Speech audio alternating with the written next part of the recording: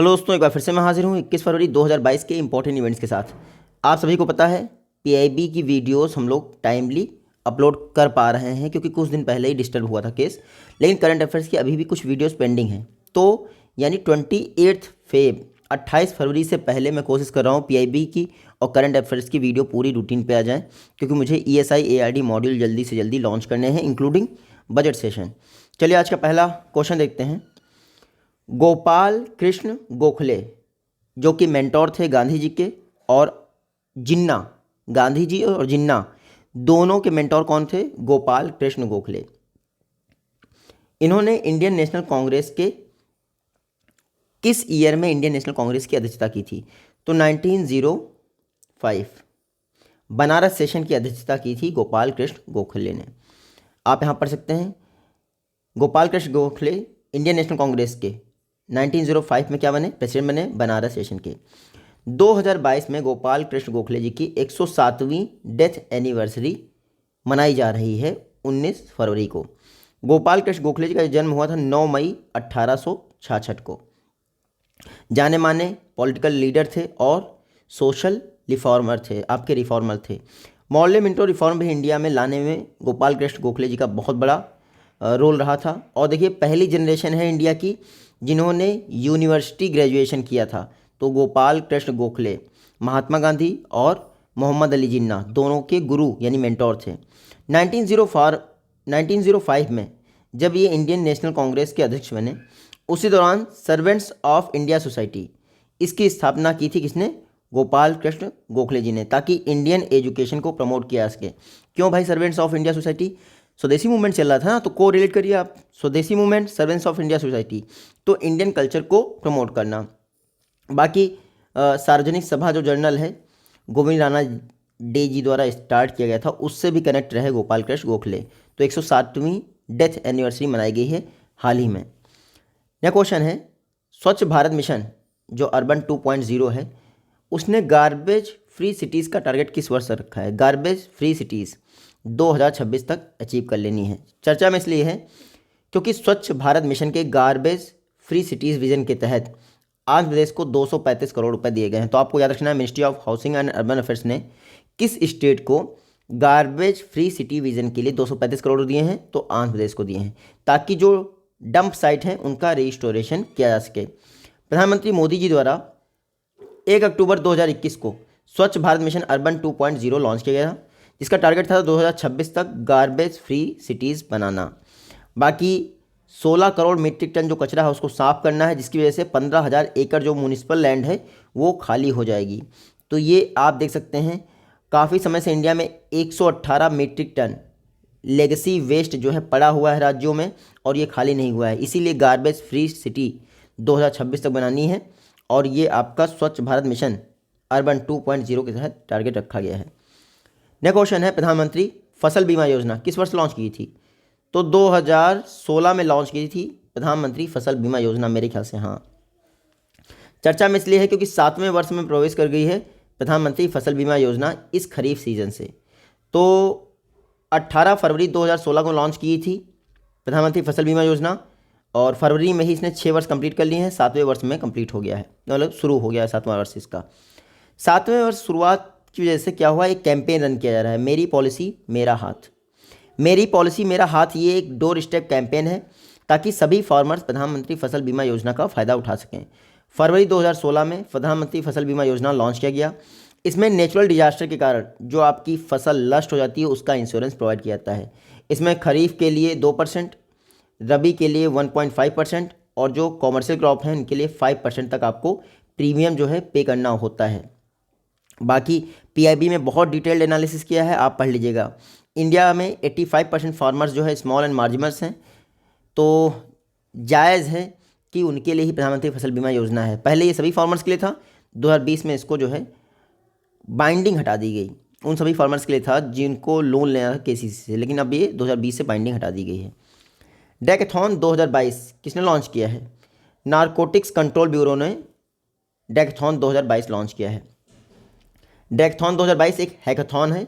देखिए, dark net, जो छुपा हुआ नेट होता है डार्क नेट, ठीक है, जहाँ से इलीगल ट्रैफिकिंग की जाती है ड्रग्स की, वहाँ पर उसके लिए मतलब कि ये ट्रैफिकिंग ना हो पाए, इलीगल ट्रैफिकिंग डार्क नेट द्वारा, इसको रोकने के लिए ड्रैगथॉन 2022 लॉन्च किया गया है नारकोटिक्स कंट्रोल ब्यूरो द्वारा। ये ड्रैगथॉन 15 फरवरी से 3 फेजेस में चलेगा 22 अप्रैल तक। फर्स्ट विनर को 2.5 लाख रुपए, सेकंड को 2 लाख रुपए और थर्ड को 1.5 लाख रुपए दिए जाएंगे। तो ड्रैगथॉन 2022 नारकोटिक्स कंट्रोल ब्यूरो ने लॉन्च किया है। Narcotics control bureau ministry of home affairs के तहत आता है। 1986 में नारकोटिक्स कंट्रोल ब्यूरो की स्थापना हुई थी। डायरेक्टर जनरल कौन है? सत्य नारायण। नेक्स्ट क्वेश्चन है हमारा, अपर भद्रा प्रोजेक्ट, ये हाल ही में अनाउंस किया गया है, कहाँ पर?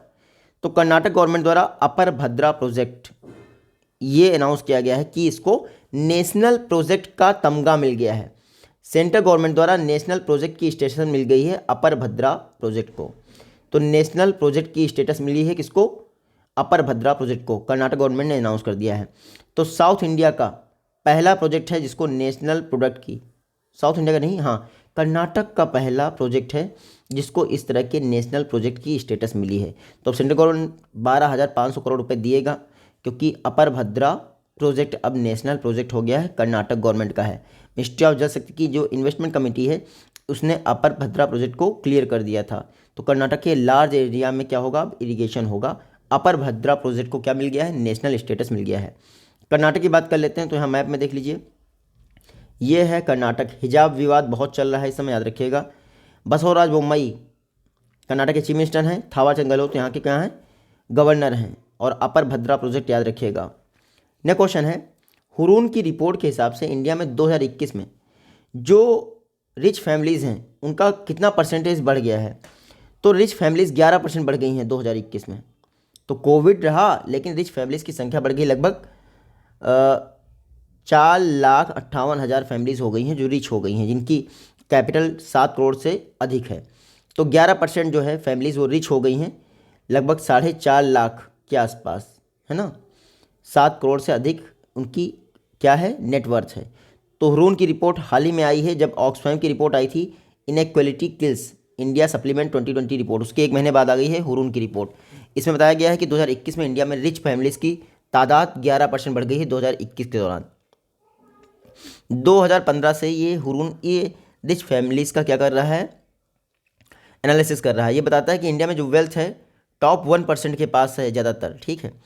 हुरून की रिपोर्ट के अनुसार अगले 5 वर्षों में जो ये 11% रिच फैमिलीज़ हैं ये 30% तक हो जाएंगी। एक वर्ष में जो बढ़ने की तादाद है वो अगले 5 वर्षों में 30% के आसपास रिच फैमिलीज़ की संख्या बढ़ जाएगी। मुंबई में सबसे ज़्यादा रिच फैमिलीज़ हैं, आफ्टर दैट दिल्ली, ये याद रखिएगा। 2012 से हुरून इंडिया द्वारा ये एनालिसिस किया जा रहा है कि इंडिया में रिच फैमिलीज़ कितनी हैं। ऑपरेशन नन्हे फरिश्ते कौन लॉन्च कर रहा है? आरपीएफ। ऑपरेशन आहट कौन लॉन्च कर रहा है? आरपीएफ। ऑपरेशन माई सहेली कौन लॉन्च कर रहा है? आरपीएफ। तो नन्हे फरिश्ते, आहट और माई सहेली, ये 3 ऑपरेशन है किसके? रेलवे प्रोटेक्शन फोर्स के। बाकी आपको नहीं रटना है क्योंकि ये याद नहीं कर पाएंगे। हाँ, ये देखिए, आरपीएफ ने 1045 बच्चों को बचाया, जिसमें 701 बच्चे थे, मतलब बॉयज़ थे, और 344 गर्ल्स थी।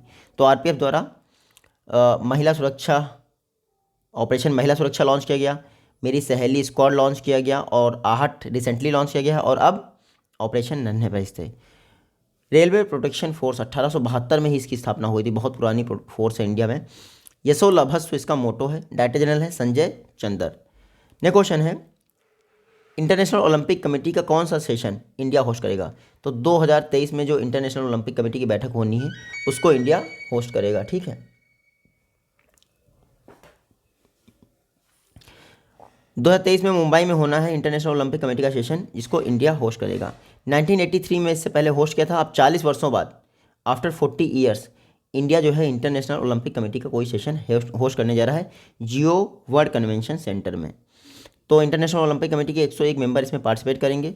इंटरनेशनल ओलंपिक कमेटी की, याद रखिएगा, स्थापना हुई थी 23 जून 1894 को। कहाँ पर हुई थी? पेरिस में हुई थी मेरे ख्याल से। वर्तमान में हेडक्वार्टर है लोसाने, स्विट्जरलैंड में। प्रेसिडेंट कौन है? थॉमस बॉक। 1894 में स्थापना हुई, 1896 में क्या? एथेंस में ओलंपिक हुए। नेक्स्ट क्वेश्चन है, गवर्नमेंट ऑफ इंडिया द्वारा पहली बार किस कंट्री में आईआईटी सेटअप किया जा रहा है? तो यूएई में Indian institute of technology setup किया रहा है। तो यूएई पहली कंट्री है जहां पर आईआईटी सेटअप किया जा रहा है इंडिया यूएई ट्रेड को बढ़ावा देने के लिए। तो पहली बार ऐसा हो रहा है कि एक आईआईटी सेटअप किया जा रहा है इंडिया के बाहर। वर्तमान में इंडिया में 23 आईआईटी हैं, इंडिया का बेस्ट आईआईटी है आईआईटी मद्रास। अच्छा, इंडिया की पहली आईआईटी कौन थी? आईआईटी खड़गपुर। तो याद रखिएगा, यूएई में इंडिया द्वारा पहला बार आईआईटी सेटअप किया जा रहा है। यूएई की बात कर लेते हैं। यूएई आप यहाँ पे देख लीजिए, ये है आपकी यूएई। कैपिटल क्या है? Abu Dhabi. करेंसी क्या है? दिरहम। और यूएई के प्रेसिडेंट कौन है? खलीफा बिन जायद अल नहयान। सुल्तान है वो, प्रेसिडेंट क्या हुए। ठीक है। नेक्स्ट क्वेश्चन है, इंडिया की पहली बायोसेफ्टी लेवल 3 मोबाइल लेबोरेटरी कहाँ पर लॉन्च की गई है? तो इंडिया में पहली बार biosafety level 3 containment mobile laboratory Nashik में स्थापित की गई है। Ministry of health and family welfare द्वारा अनाउंस किया गया है कि इंडिया की पहली biosafety level 3 containment mobile laboratory Nashik में सेटअप की जा रही है। ये क्या करेगा? जो नए वायरल इन्फेक्शंस हैं उनका एनालिसिस करेगा। ये वायरल इन्फेक्शन ह्यूमन बींग्स को प्रभावित कर सकते हैं, तो इसके इन्वेस्टिगेट करेगा और क्या सॉल्यूशन हो सकता है उनका एनालिसिस करेगा। इसीलिए इंडिया की first biosafety level 3 containment mobile laboratory कहाँ सेटअप की जा रही है? नासिक में। और इसको ICAR द्वारा मान्यता प्राप्त है, Indian council of medical research. Indian council of medical research की बात करें तो 16 जुलाई 1929 को ICAR की स्थापना हुई थी। डायरेक्टर कौन है? त्रिलोचन मोहपात्रा। नेक्स्ट क्वेश्चन है, स्मार्ट कार्ड आधारित आर्म लाइसेंस जारी करने वाला इंडिया का पहला पुलिस फोर्स कौन हो गया? तो स्मार्ट कार्ड आधारित लाइसेंस, आर्म लाइसेंस जारी करने वाला इंडिया का पहला पुलिस हो गया है दिल्ली पुलिस। दिल्ली पुलिस, इन्होंने स्मार्ट कार्ड आर्म लाइसेंस जारी किए हैं। यानी आप स्मार्ट कार्ड दिखाइए आपके पास आर्म लाइसेंस है कि नहीं।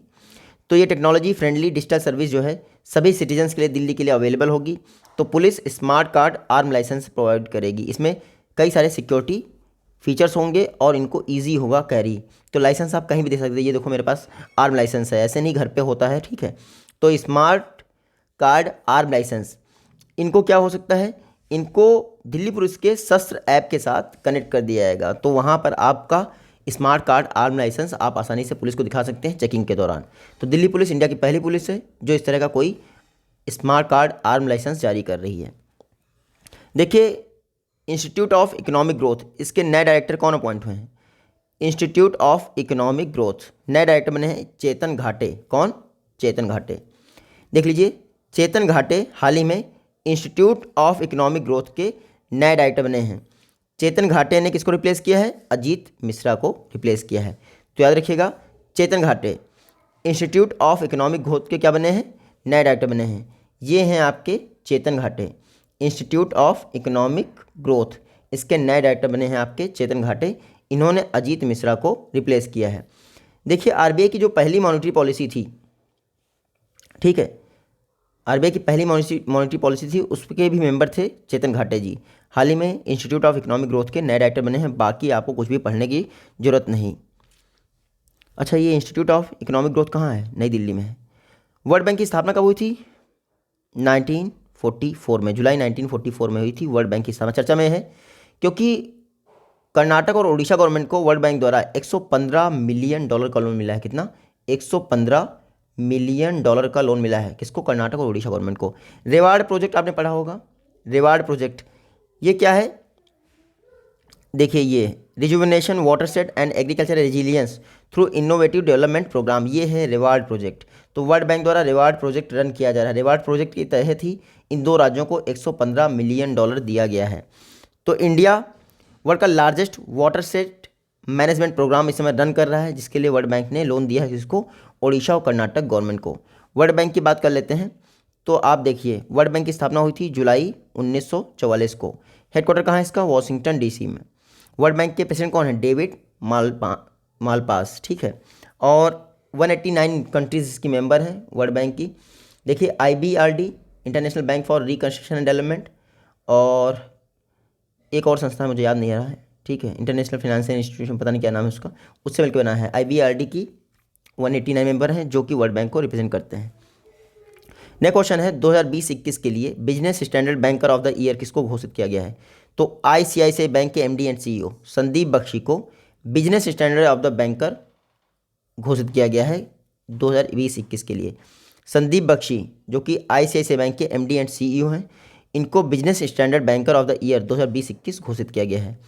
ICICI बैंक वाकई में बहुत बेहतरीन काम कर रही है, इसमें कोई डाउट ही नहीं। मतलब मीलों पीछे नहीं, लेकिन बहुत पीछे छोड़ चुकी है HDFC बैंक को, अगर बैंकिंग फैसिलिटीज़ की बात की जाए।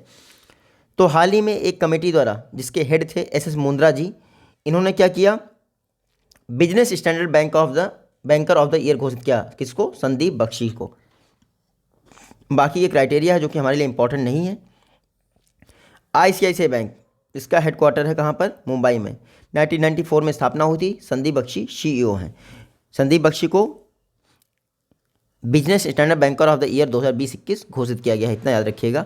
आईसीआईसीआई बैंक का आप लोगो देख लीजिए, वो बात अलग है। हाँ, चन्नवीरा कनावी हाल ही में निधन हो गया। कहाँ से बिलोंग करते थे? कर्नाटका से। कन्नड़ के कवि थे मेरे ख्याल से ये। चन्नवीरा कनावी राइटर थे, लिटरेचर से रिलेटेड थे। चन्नवीरा कनावी हाल ही में निधन हो गया। कन्नड़ लैंग्वेज में लिखते थे। अच्छा, इनको क्या कहा जाता था? सोमनव्या कवि, पोएट ऑफ रिकन्सिलिएशन। सोमनव्या कवि, नाम क्या है? चन्नवीरा कनावी, कर्नाटका से रिलेटेड थे। कनावी को 1981 में साहित्य अकेडमी अवार्ड दिया गया था। बाकी इंपॉर्टेंट नहीं, कर्नाटक से रिलेटेड थे। ये हैं आपके चन्नवीरा कनावी, हाल ही में इनका निधन हो गया, कर्नाटक से थे। ये आज की वीडियो से क्वेश्चन। आई होप कि इजीली आप इनका जवाब दे पाएंगे। जल्दी मिलते हैं आप सभी नेक्स्ट वीडियो में। तो टेक केयर, गुड।